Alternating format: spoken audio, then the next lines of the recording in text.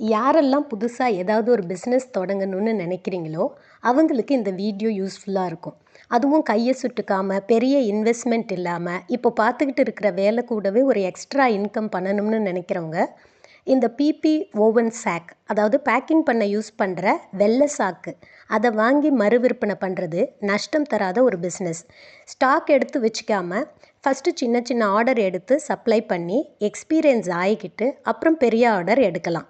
நல்ல லாபகரமான தொழிலா இருக்கும். பொதுவா எல்லாருக்கும் தெரியும், வெள்ள சாக்கு எல்லா அளவுகள்லையுமே கிடைக்கும்.